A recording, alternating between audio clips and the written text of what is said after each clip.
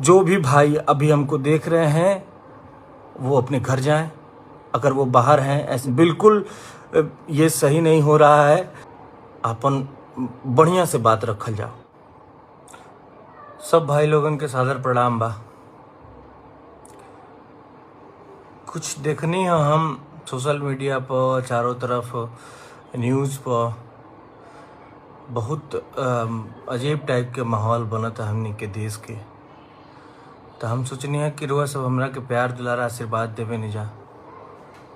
हमार भाई बनी जा रुआ सब तक अपन संदेश पहुँचावल बहुत जरूरी बा। सरकार एगो स्कीम निकलले बा अग्निपथ, जौना के देखत तनी चारों तरफ विरोध होता और लोकतंत्र में विरोध कईल हमनी के आपन अधिकार होला, लेकिन विरोध के एगो तरीका होखे के चाहिए। ई तरीका ठीक नहीं है। जवन ट्रेन में सार्वजनिक संपत्ति के मतलब समझ ली कि हमनी के संपत्ति, हमनी के रउआ पूरा देश के जनता मिलके जौन पैसा सरकार के देवेला, वही पैसा से ट्रेन बस जौन भी सरकारी चलेला, रोड बनेला, जो भी होला सब हमनी के पैसा से होला। तो हमनी के अपना पैसा के काहे आग लगावत नहीं? आई जौन भी क्षति हो रहल बा संपत्ति के, ई वसूलल जाई हमनिए से। कोनो न कोनो तरीका से ट्रेन के किराया बढ़ जाई, आए वाला भविष्य में तेल के दाम बढ़ जाई, कैसे भी करके ई पैसा के आपूर्ति हमारे तोहरा से हुई, हमनी से हुई। तो आज गुस्सा में आके क्षति पहुंचा के ट्रेन के जला के अकाल हमनिए के ई पैसा भरे के पड़ी। ई ठीक नहीं है। विरोध दर्ज करा, अब विरोध करे के बाद एगो शांतिपूर्ण विरोध होके के चाहिए। हमरो के बोला जा, हमहू चल के तोहना के संगे शांतिपूर्ण तरीका से खड़ा रहब तोहना के संगे। कि जौन हमनी के युवावन के जितना भी देश के युवा बाड़न जौन सेना में जाइल चाहतन, जौन समस्या बा सरकार से हमनी के कहल जी कि हमनी के बात सुनल जाओ, हमनी के दुविधा बा, हमनी के प्रश्न बा, एकरा के पूरा कल जाओ। लेकिन ऐसे ई ट्रेन जला के अराजकता फैला के हमनी के जितना भी युवा बन इहे कमजोर हो जाए। तो जना के जौन बात रखल चाहता लोग इहे कमजोर हो जाए। सरकार के नजर में आंदोलन के जगह पे ही अराजकता हो जाए। और सबसे बड़ी बात बा कि हमनी के पैसा, अपना पैसा में, अपना संपत्ति में, ये सब हम ट्रेन करे से हमनी के न जाए तो अपना संपत्ति में हमनी के आग काहे लगावल जाओ?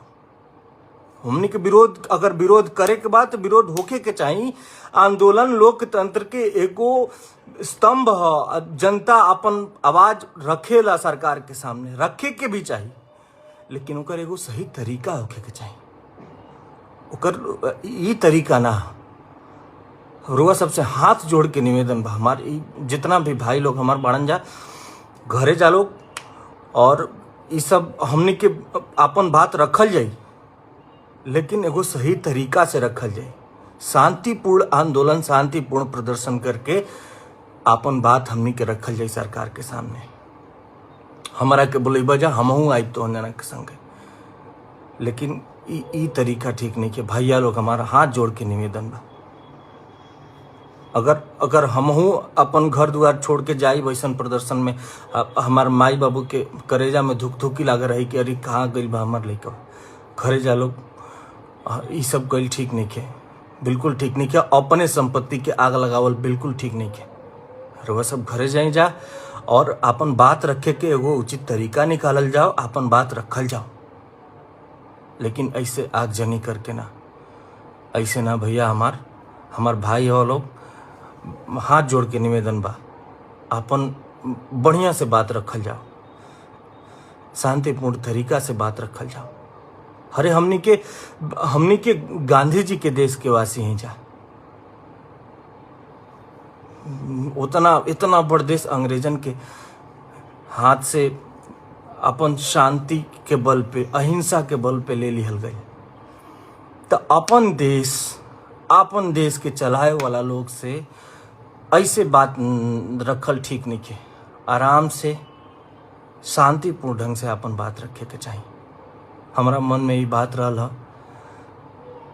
जवन भी बात बार हुआ सबके सब बात ठीक बा। जवन भी कहल जाता कि एमएलए एमपी 2 साल की नियुक्ति किया जाए, बाद में रिटायरमेंट दी जाए, ठीक है, ये सारी बातें सही है हम लोगों की, लेकिन उसके लिए एक मंच बनाइए, लोग एक जगह इकट्ठा हों, शांतिपूर्ण ढंग से अपनी बात को कहा जाए। ये तरीका बिल्कुल सही नहीं है कि ट्रेन को आग लगा के। आज अभी हम न्यूज़ देख रहे थे, हजारों यात्री इधर उधर छटपटा रहे हैं, कोई कहीं नहीं पहुंच, कोई किसी के घर वाले इंतजार कर रहे होंगे, वो छटपटा रहा है किसी ट्रेन पे, किसी सुदूर इलाके में वो उतर गया है, अब देख के हौल हलगामा, वो अपने घर कब पहुंचेगा ये कोई ठीक नहीं है। सबके बारे में सोचा जाए, और ये बिल्कुल बिल्कुल ये सही नहीं हो रहा है। आंदोलन का ये तरीका नहीं है। आंदोलन किया जाए, शांतिपूर्ण ढंग से अपनी बात को रखा जाए, और शांतिपूर्ण ढंग से जरूर सरकार देखेगी, मानेगी बात को, ऐसे नहीं मानेगी, शांतिपूर्ण ढंग से ही मानेगी। और ऐसे अपनी संपत्ति को नुकसान पहुंचा के, अपना पैसा जला के, अपना सब कुछ अपना है, अपने चीज को क्यों जलाएं हम लोग? ये बाद में वसूली हम ही लोगों से होने वाला है, हमसे आपसे। किसी न किसी तरीके से इन सारी चीजों की आपूर्ति हमसे और आपसे ही पैसा लेके किया जाएगा। तो प्लीज आप लोग इसको बंद करें, और जो भी भाई हमें देख रहे हैं वो अपने घर जाएं, अपने माँ बाप के पास जाएं, और शांतिपूर्ण ढंग से अपने बात को हम लोग रखा जाएगा सरकार के सामने। अभी ये तरीका बिल्कुल सही नहीं है, बिल्कुल सही नहीं है। हाथ जोड़ के निवेदन है आप सबसे, जो भी भाई अभी हमको देख रहे हैं वो अपने घर जाएं। अगर वो बाहर हैं, ऐसे प्रोटेस्ट में शामिल हैं, तो वो अपने घर जाएं और शांतिपूर्ण से अपने ढंग को, अपने बात को, इतना सारा प्लेटफॉर्म है, सोशल मीडिया है, सब कुछ है, न्यूज़ है, लेकिन अब किसी भी तरीके से अपने बात को रखा जा सकता है, लेकिन ये तरीका नहीं है। बस हाथ जोड़ी है भैया, आप लोग बात को मानिए और घर जाइए, और शांतिपूर्ण ढंग से अपनी बात को रखा जाएगा।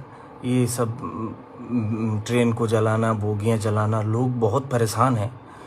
जो लोग ट्रेन में सवार थे वो दर दर भटक रहे हैं, वो कैसे अपने घर पे जाएंगे? उनके घर वाले परेशान हो रहे होंगे।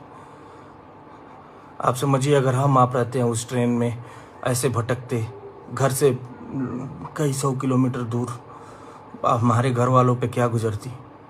तो उनके घर वालों के लिए, उन लोगों के लिए सोचिए, और इसको तुरंत बंद कर दिया जाए भैया। प्रणाम भैया, सबको प्रणाम।